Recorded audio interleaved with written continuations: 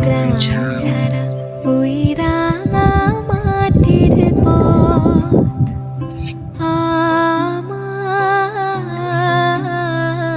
মন ভুলায়। Hey guys, আসসালামু আলাইকুম। আশা করি সবাই ভালো আছেন, আমিও আপনাদের দোয়ায় ভালো আছি। আজকে কিন্তু মেঘলা মেঘলা সুন্দর একটা ওয়েদারের মধ্যে আমরা কিন্তু আমাদের যে পাতার মানে কি বলে মাঠ, আপনাদের যেই মানে আঞ্চলিক ভাষায় কি বলে জানি না, আমাদের আঞ্চলিক ভাষায় আমরা পাতার বলি বগুড়ার ভাষাতে। সো আমরা কিন্তু এখানে প্রায় ব্লগ ভিডিও এবং ঘুরতে আসি। সো আমার সাথে আছে কে এবং দাঁড়াও এক মিনিট দাঁড়াও, এই যে সো আমরা মামা ভাগিনা ঘুরতে যাচ্ছি, আপনারা দেখতে থাকেন। সো তোমার নাম কি বলো? রিজওয়ান ইসলাম সিপার। তো তোমার কেমন লাগতেছে তুমি যে আমার সাথে ঘুরতে যাচ্ছ? হ্যালো। সো গাইস চলেন আমরা দুইজনে এখন ঘুরতে যাচ্ছি। গাইস আমরা কিন্তু পাতারের যে বড় রাস্তা মানে মাটির রাস্তা, সুন্দর একটা প্রকৃতির দৃশ্য এখানে কিন্তু চলে গেছি। সো আপনারা দেখতে থাকুন।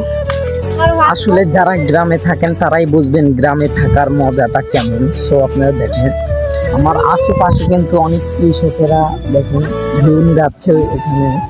সো দেখেন গরু দিয়ে মানে টোটাল মাঠ ভরা।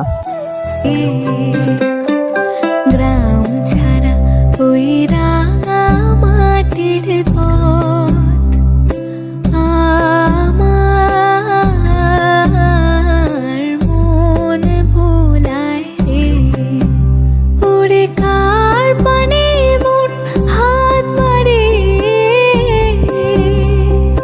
লুটিয়ে যায় ধুলায় রে আমার মন ভুলায় রে। গ্রাম ছাড়া ওই সো গাইস আমি কিন্তু ওই যে পাট খেতে সাইড দিয়ে যাচ্ছি। সো পাতারে এখন হালকা করে ছিপছিপানি বৃষ্টি পড়তেছে।